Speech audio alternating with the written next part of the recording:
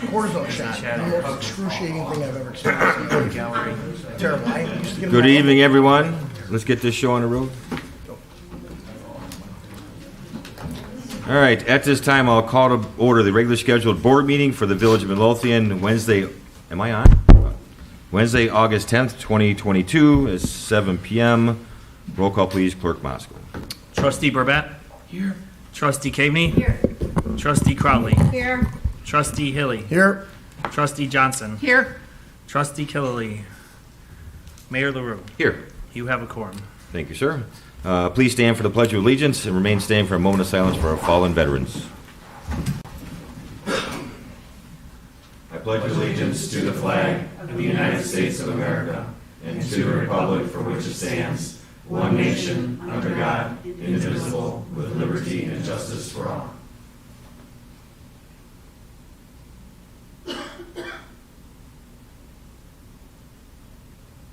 Thank you. All right. We'll move on to public comment. Is there any public comment tonight? Chris? Good evening, everybody. Chris? Great to see you. I'm supposed to be fishing. Do you know how important it is for me to show up to this meeting tonight, keeping fishing? You watch online, come on. So anyway, I just happened to notice, even though I don't go on Facebook a lot, I saw this posted on Facebook, and it concerned me greatly. They're talking about a project going in by 151st and Cicero for a senior living center. I don't have a problem with that project. That's got a lot of practical utility. I don't have a problem with it. What I have a problem with is what was said in the meeting by the architect for that project. The architect from KOO, Limited Liability Corporation, explained in his presentation that the storm water will be emptied into Natalie Creek. Now, we've worked 6 years to get this project up and going. 2 more years to wait for it to get done. I've been observing it from the other side of the lake for 2 years. It seems to be working very well, but it seems to be at its capacity. So for somebody to say that they're going to release their stormwater on a project that size, when you have a project that size, it's just not the parking area or all the hard surfaces. You have to include the roof. The roof is a big deal too. So all the square footage for that, if that isn't going to go into a storm retention pond first, and a big one, I have a problem with the whole project. And I just want to make the board aware that because I own commercial property on 147th Street, and we had an event on Saturday, we did have water that went into the offices. I had to call out the people to come and steam clean and sanitize and do all that kind of stuff, and the offices were closed for 2 days. Any more water that goes into Natalie Creek is a big deal. It should be a big deal for everybody here. And one of the reasons I say that is, Nick's going to have to look this up, but there's a law. It's called the reasonableness rule. In the majority of states, when one neighbor alters the land and damages occur to another, the neighbor is liable for damages from the alterations that were unreasonable. Which means I can sue. Village of Midlothian can sue. If you have any idea what we've gone through before this project went on, you've got some idea what might be coming down the road if that's not designed properly. And I think, I was on the phone today with Kathy Caveney for almost an hour. I think MWRD has to have a big part in that project. They have to okay it. And for somebody, developers have a problem. When they look at a piece of property and they see a stream or a creek in their property, first thing they think of is, great, we're going to empty all our sewers in there. You can't do that on Natalie Creek. Everybody here knows that. So it raised a red flag with me, and it should raise a red flag with everybody in Midlothian on how well this project was starting to work, although there's a little problem with the retention area, but I think Joe's got that handled. You gotta stay on top of this, people. If you don't stay on top, this is gonna come back, this project is gonna come back to bite you in the butt. No. Back to You Michigan. you kind of took Trustee Cavaney's thunder tonight. She was going to bring this up and inform the board. I'm sure she talked. Well, she's got a lot more details than I do. Right. was She on did the phone attend the last zoning. week. I'm sure she told you. I don't want to step on your toes either. But, No, go ahead. she did attend the zoning. She actually convinced two of the zoning members to vote no for proceeding with the project. Unfortunately, the Oak Forest Board did approve it last night. I believe it was last night. Also, it was sent to our engineer, James Huss, who's had a chance to look over the preliminary project. Who wants to speak first? I will. So I was notified. You can sit down. We'll wait for the answer. This could be a while. Gonna be a minute. I was notified of this project last week by a resident that lives on Kilpatrick. The City of Oak Forest was required to send notices to all property owners that live within 250 feet of the proposed project because the property is unincorporated, it needs to be annexed into the city, and they were requesting a couple zoning variances. So because of that, it had to go to the zoning board, and they were required to notify residents. So I don't know how many residents received this notice, but 2 Midlothian residents showed up to the zoning meeting. There were also a couple of Oak Forest residents that live on Cicero Avenue whose properties will be adjacent to this project. So the project is at 151st and Cicero on the northeast corner. It's approximately 4.3 acres. Natalie Creek runs through that property on a bit of an angle, so it cuts the property not in half, but I would say 2/3 of the property lies to the north of the creek, about 1/3 of it lies to the south. On their project plan, they indicated that the southern portion that's on the south side of the creek, which would be on the hard corner of that intersection, would be a future development with a commercial pad and parking. And that's all that was said. There was no indication as to how the stormwater drainage from that parcel would be drained anywhere. The other part of the parcel that lies north of the creek is the majority of the space, and the plan is to install a 3-story building with like a circular driveway in the front. There were 2 little tiny rain gardens proposed that were less than 2,000 square feet, which in my opinion is not adequate when you're installing a 76,000 square foot building and adding concrete and asphalt to this area that it's covering the majority, it's covering about 80% of the lot. The building itself, from what I could tell, there were a few dimensions that I couldn't find on one of the site plans. It looks as though the building itself and the back patio are being built right up to the edge of the floodplain. And a portion on either side of the creek is a floodway, so they can't obviously build in that. But the floodplain comes pretty far away from the bank of the creek, and the building is being built right up to the floodplain.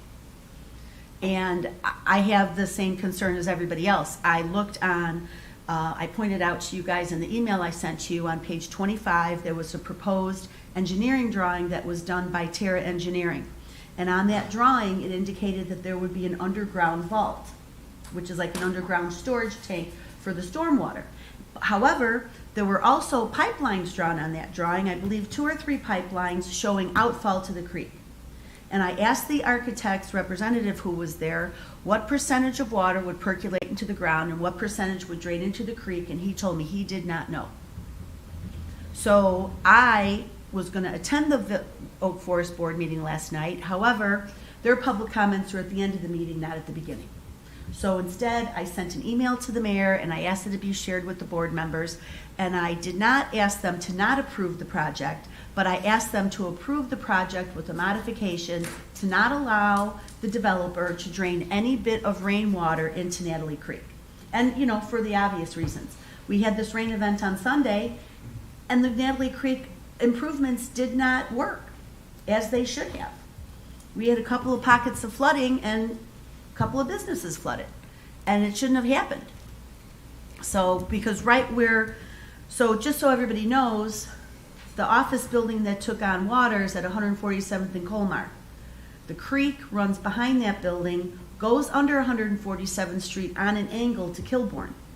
And it comes out, back above ground, just north of Kilbourne, then it goes under 147th Street, then under Kilbourne.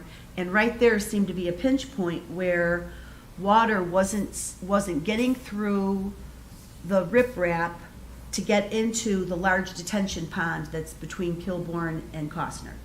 Instead, it backed up and it flooded the intersection at 147th and Colmar. And that should not have happened.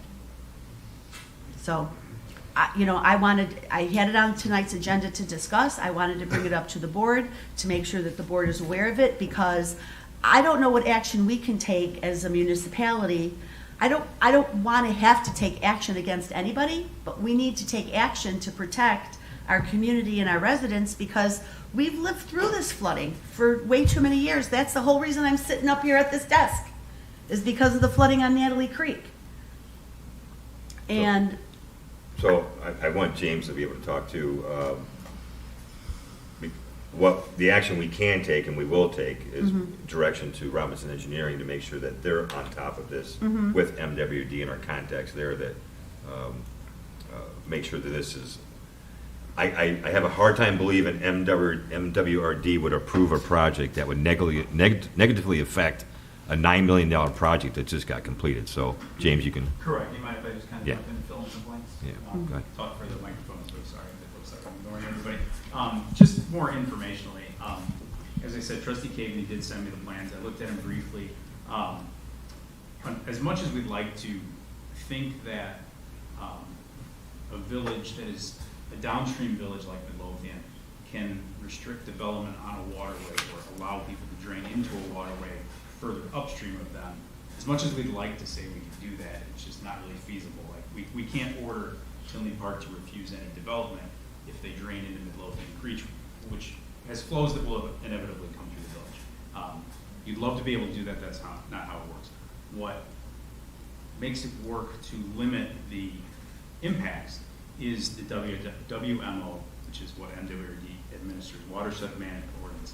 So that's really what causes the trigger to force this development to put in a 0.62 acre foot underground storage basin. And what that does is it takes, assuming everything is constructed per plan, they tie in the roof drains, they tie in their parking lot drains, they do it all above board, so that all the precipitation that falls on their property goes into that basin first, then gets released, it gets restricted and slowly released back into the creek. I did discuss with somebody far more knowledgeable on how these systems work. According to him, if everything is constructed and built properly, in only but the most severe events, a properly built site will actually discharge less flows into Natalie Creek than it being entirely grassed over, because grass still has runoff too. So that's the good and the bad. The good is yes, and the bad is there's not really a recourse that says no, you can't discharge into Natalie Creek. What we can say is that there are ordinances and laws in place that make you design it right. Nothing on the prints that Trustee Caven gave me told me that they are not following any rules. well, the problem is with those prints, if I could just interject for a moment, what I discovered at the zoning meeting was that the zoning board approved this project based on preliminary plans. They're not final plans yet. And I don't know if that's a good thing or a bad thing, because they're just preliminary plans. We have no idea what's coming down the pike as far as future plans, if they're going to change any. If anything on the plan that I shared with you is going to change, so. But, I mean, What I can firmly say is that yes, this caliber of project will 100% never be constructed without MEW already giving their explicit approval that they have the adequate stormwater storage capacities that they can restrict their release rates and whatnot. Now, obviously, the prints that I was forwarded, they show their intended plan. It's not the nuts and bolts. It's not their calculations. It's not everything MWRD Right. is going to see. I do expect that MWRD will receive this from the developer. Obviously, not being within Midlothian, it's not coming to our desk to double check. as far as you were talking about actions that the village could take, we could politely ask to see the submittal, and Robinson would be happy to review it, just the same way Oak Forest, hopefully. Yes. Is doing. Politely. It's something we can happily do. One would expect your neighbor would have to share the submittal with. There's always FOIA if the village feels so strongly. That's the, with it not being in the village, those are the action items I think are at the village's disposal. But presuming, and what I alluded to in email response to Trustee Cavaney was that MWD will make them design it right. And they're already proposing to spend a lot of money on stormwater management. The underground basins are the most expensive way you can follow those rules, as I believe we are realizing.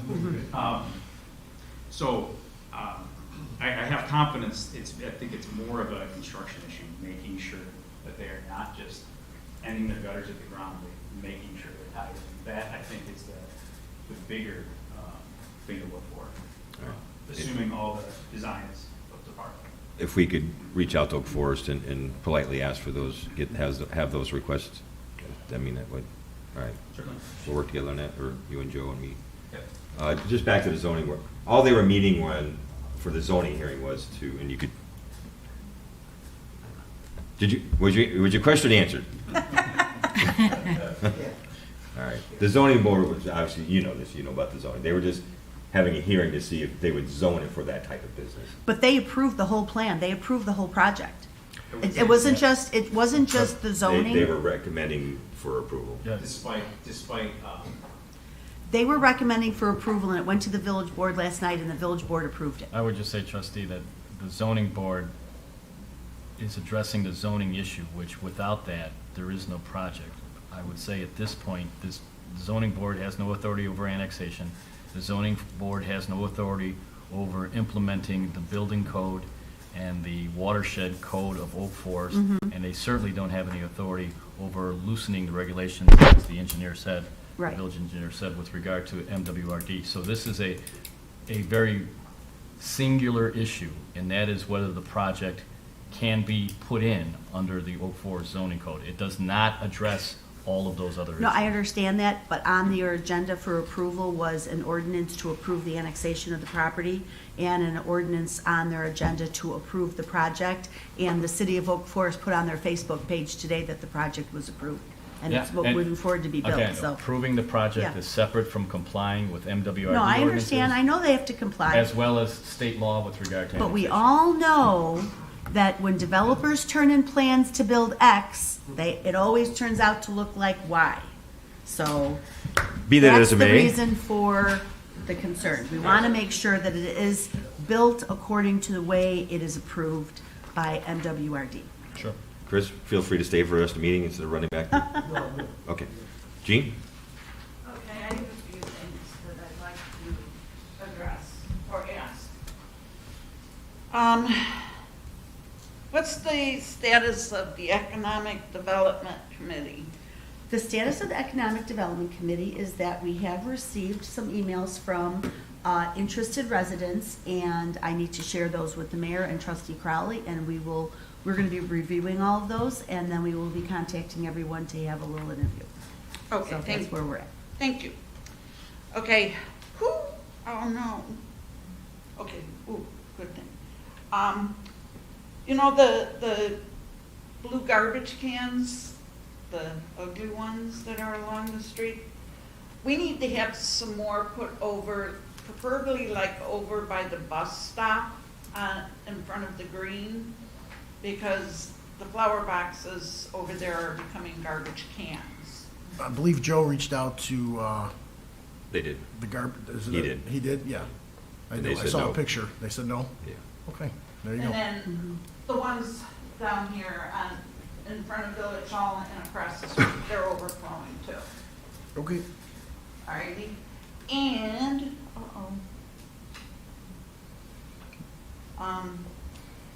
Kathy, has any work been done on the rain garden? I believe that the vendor's been out there 2 or 3 times to do maintenance. Because it just doesn't look like, it looks like the same, it doesn't look like anything's been really Well, they're not gonna go out there, remember, it's not supposed to know. look like a botanical garden. Right, This is a I know prairie that. garden, and it looks like a prairie garden. So they're not gonna go out there and pull, like, the weeds we get grown in our lawn, they don't really care about those, they're not gonna pull those. They're gonna pull the invasive weeds that don't belong. That's what they're gonna pull. So, Okay, because it really doesn't look like much has been really no, done over there. they've been out there. I know that it's in bloom, I've driven past it, and Oh, things it are in there is in blooming. bloom. When you Yeah. look through the weeds, you can see the pretty flowers, but, Mhm. Yeah. yeah. So, well, I'll go over there and take a look again, but I know that they've been out there 3 times. Also, whatever happened to that grant that Karen got before she left? That, I don't even remember what it was for, but it was a huge amount, like 900 something odd thousand. That was for the Natalie Creek Trail. Yes, that. And we will be having another follow-up meeting August 25th. And then we will have a resident stakeholder meeting at the Park District in September sometime. Right, Don had mentioned Yeah. that. Yeah, that's where we sit. Okay, I was just, it dawned on me today, and I was like, whatever happened to that? And Still moving. that's good, Slow as molasses. true. All righty, that's about it. Does anyone have any comments or questions for someone other than Trustee Cavney? The garbage was mine. I got the Oh, garbage. Yeah, okay. I'm taking care of the I'm not garbage. taking Thanks, care of Jim. garbage. Sandy? Yeah. I'm kidding, guys. And of course, I would also like to agree with Chris on the flooding. I think everybody that lives near Natalie Creek is very concerned, and the same thing you said. Just because the developer says they're going to, we have to make sure they do. And I think that I've spoken to some residents, Chris, and I think that the residents need to make sure that Oak Forest knows we are going to hold them accountable, not just the village. I just have a couple quick questions tonight. The status array date, did we get a,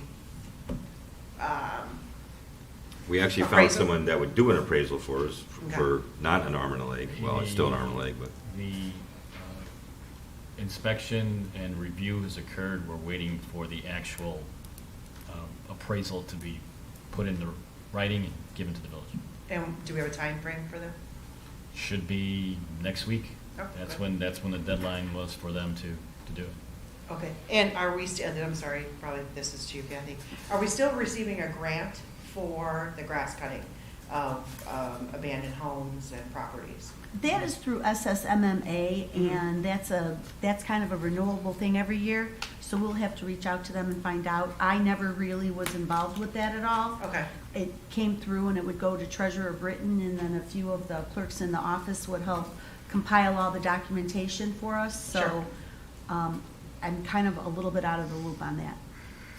And Treasurer Trustee Killedy Mhm. was one of the liaisons for that. Okay. And we asked him a few months ago, and I think he hadn't heard anything.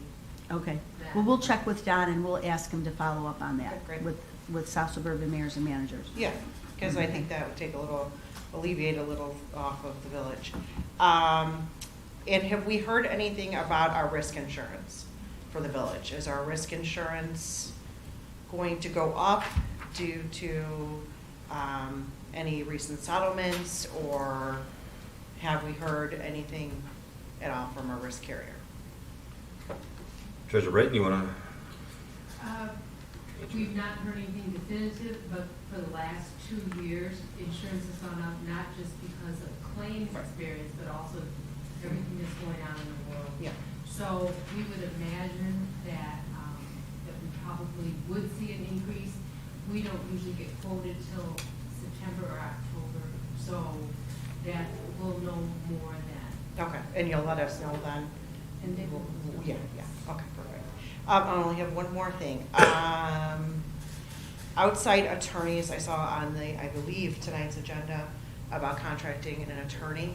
How many outside attorneys, other than Attorney Valadez, do we have, including potentially tonight? Well, we have the village attorney. Yeah. We have a prosecuting attorney. We have our adjudicating hearing officer attorney. We're trying to get, because our new TIF is going to amass quite a bit of money, and we want to make sure, we're not professionals in the TIF world, so Sure. we're going to contract with a professional TIF attorney. Did I capture one? Montana? Yeah, we have litigation attorney Litigation. involved for specific large litigation cases too. And do they all kind of answer to you? Yeah. They all do. Good, okay. So you're going to bring us all that information about the TIF and all that? Or will they be here directly to, I just don't know how. Yes. They'll counsel us on it, and Okay, good. the whole board will know, but yeah, All right, awesome, thank you. no? Okay. Then I will close the floor to public comment and move on to tonight's consent agenda. On tonight's consent agenda, number 1, approval of ordinance 2104, authorizing expenditures on a regular basis. Number 2, approval of ordinance 2105, revising Title 1, Chapter 7, Section 172 of the Village of Midlothian Municipal Code, providing for the village treasurer's duties regarding timely payment of accounts payable. Number 3, approval to purchase a 2023 John Deere 85G FT4 excavator for a cost of $140,782.93, less the trade-in for a new Holodell V75 for a $16,000 credit, for a total cost of $124,782.93. Number 4, approval to purchase a Talbert Manufacturing AC 24-foot trailer for a cost not to exceed $27,000. Thank you, Maria. These are very, very specific items here. Number 5, approval to engage TPI Building Code Consultants to provide building department plan reviews. Number 6, approval to engage Kathleen Field Orr as a Village of Midlothian's TIF attorney specialist. Number 7, approval of the Beautification Committee mission statement and goals. Number 8, approval of a Civic Plus quote to update the website for a cost not to exceed $1,315. Number 9, approval to pay the Metropolitan Mayor's Caucus membership dues in the amount of $644.63.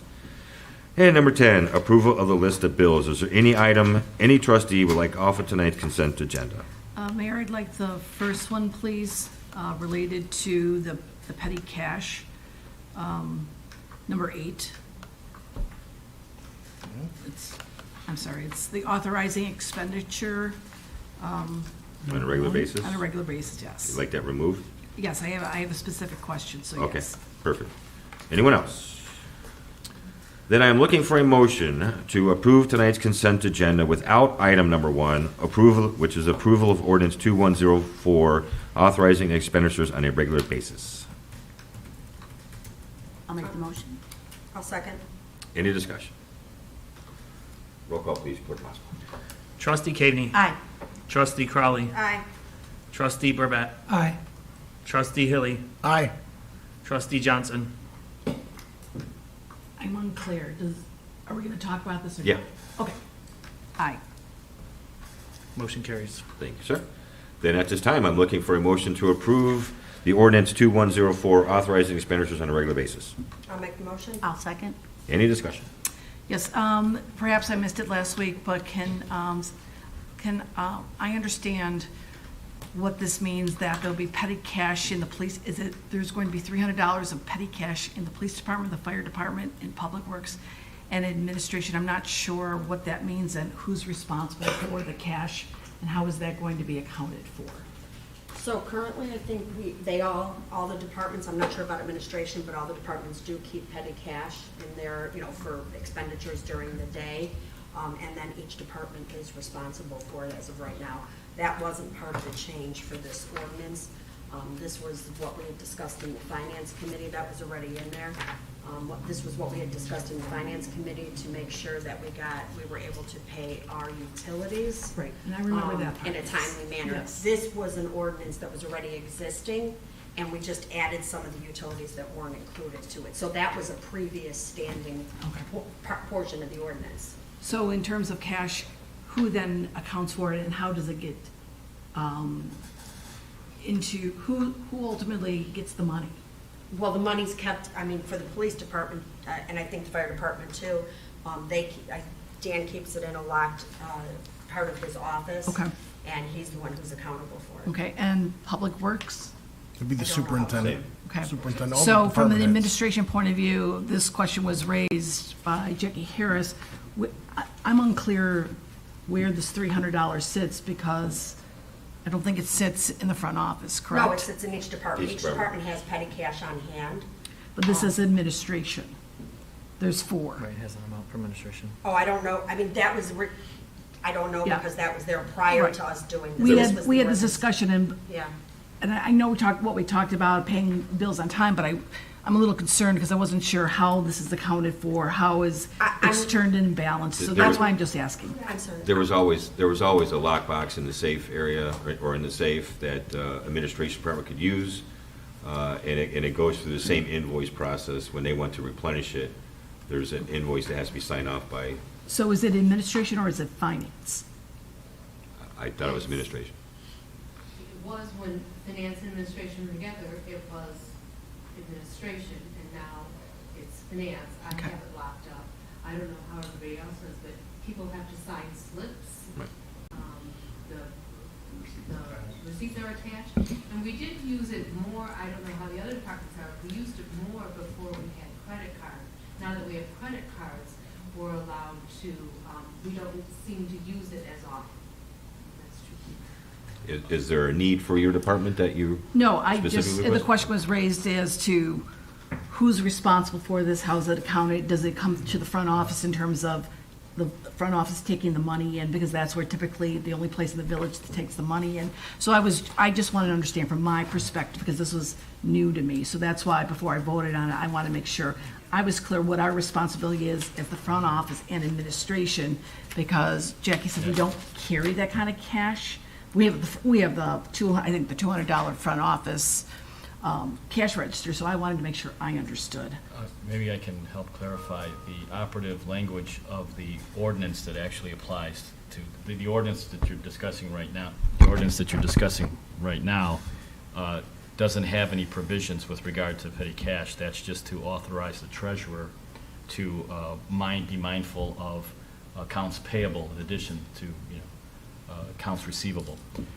The operative language is that the intent of the President of the Board of Trustees is to authorize the treasurer to pay said accounts payable without prior submission to the village board for approval when funds are available and when such payments will avoid penalties, late charges, and interest costs to the village. And the part in which the specific issues or fees is what is in the next ordinance to be passed or already passed by consent, which is to define those terms. So it is it's just like it's always been. The treasurer has the authority to monitor and to release those funds. The board is just giving direction as to what repetitive issues the treasurer has to do, can do that without having to come for prior approval before the board. Ted? Yep. Answer. Jack, does that answer your question? Okay, thanks. Thank you. Any other discussion? Roll call, please, Clerk Moskowitz. Trustee Crawley. Aye. Trustee Cavaney. Aye. Trustee Burbett. Aye. Trustee Hilly. Aye. Trustee Johnson. Aye. Motion carries. Thank you, sir. Let's move on to trustee business. Trustee Johnson. Sir, tonight I have nothing. Thank you. You are welcome. Trustee thank you, ma'am. Trustee Burbett. I have nothing. Thank you, sir. Trustee Hilly. I have nothing, sir. You got your big excavator and trailer now? You're all happy? Yeah, I'm ecstatic. He's got his sand toys. Thank you, sir. Trustee Cavaney. Well, we already discussed my item, but I do reserve the right to bring up anything later, like usual. Just what I have for executive session. Thank you. Gotcha. Thank you, ma'am. Trustee Crowley. I have nothing, sir. Thank you, ma'am. Let's move on to department heads. Chief Hotwagner. Yeah, just an update for the board. Our new ambulance is in Indiana at St. John at the dealership. We went out there today to go over some striping options in that. Hopefully, we should be getting it back at the station in a couple weeks. And hopefully, we'll install the radios, get it in service and inspected by the state by the end of the month. That's all. Did you check with trustee Caveney about the striping options and colors, or? I am not in charge of that. No, sir. I'm not. Just so Am I long as picking they're on you not tonight? I feel blue. like I'm picking on you tonight. Sorry. Thank you, sir. Looking forward to seeing it in person. Chief Delaney?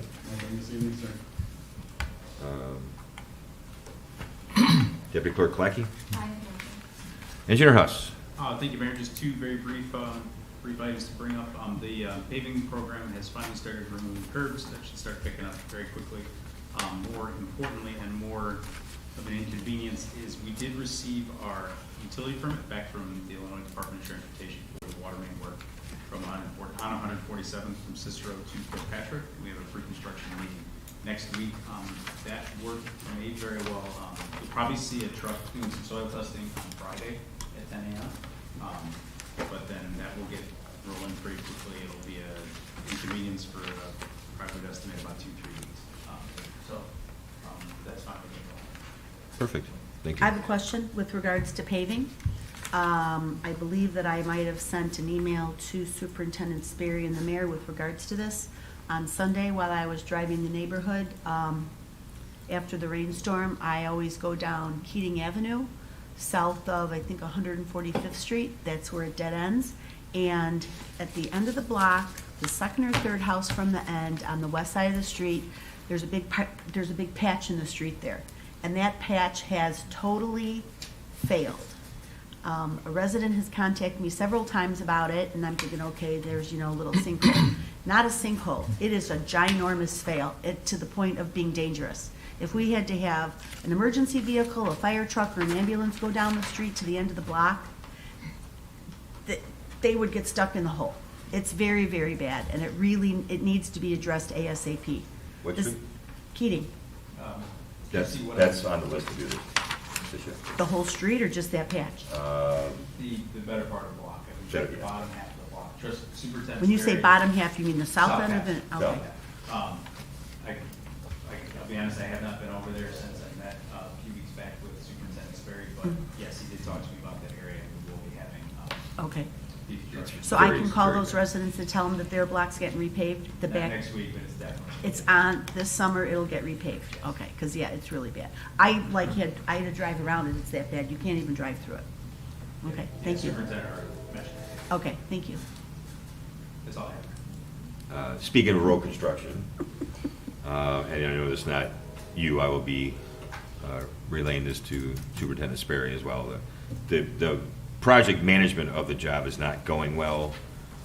Residents are complaining that the contractor's not giving them adequate notice when their curb is getting cut up, and it makes it very difficult to get your car out of the driveway when there's no curb and a big hole. So something I will be addressing with Superintendent Sperry and the company, Deconstruction, correct? Correct, and yeah, my field inspector mentioned that they did come out without calling him. Not that it's an excuse, but not the first time, not the 10th time it's happened. We absolutely hate it as well. It makes everybody look bad, but it gets residents angry. All I can say is, my superintendent, my field inspector called me about as aggravated as I've ever heard him, because he hates it when it happens. So we have obviously had additional correspondence and talks with the contractor. By all means, whatever leverage Superintendent Sperry might have more than us, he certainly will. Thank you, sir. Engineer, could you give us an update on Jolly Homes too? Sorry. Yes, I have the bid package for the televising wrapped up, and I have a call scheduled with Tim Kleist with the county tomorrow sometime to make sure everything's up to help make sure we have the procedure for bidding correct. Thanks. That area also showed the normal flooding during that last rain event. It did recede. When I was out last, it did recede to just a one corner, but when I was out earlier, it was the whole block, just like we have experienced in the past. So if that could get moved along, that'd be great. So, anything else? All right. Ms. Harris? I have nothing, sir. Thank you, ma'am. Treasurer Britton? Nothing, Mr. Mayor. Thank you, ma'am. Attorney Valdez? Just the issue with the bargaining agreement with the firefighters for closed session. Thank you, sir. Then I really have nothing under my report, but I did want to personally thank everyone that came out to our subdued, reworked golf outing on Monday. Unfortunately, the golf portion was canceled due to that heavy rain on Sunday and also rained on Monday. But it still was a nice event. We had a lot of fun. We raised some good money. Special thanks to all the volunteers. I don't know who watches this, any of our volunteers watch this, but very special thanks to all of them, but especially Jack and Jody Hilly for putting it all together. And once again, you've come out on top. Thanks. Appreciate it. Appreciate it. We Thank love you. doing it. And Matt Brim, MC of all MCs. All right. Clerk Moskal? I have nothing tonight, sir. Thank you, sir. Then I am looking for a motion to adjourn the closed session. Notes. To discuss the appointment, employment, compensation, discipline, performance, or dismissal of a specific employee of the public body, and also to discuss the collective negotiating matters between the public body and its employees or their representatives. I'll make the motion. I'll second. All in favor? Aye. All opposed? Closed session. There will be no further action following closed session.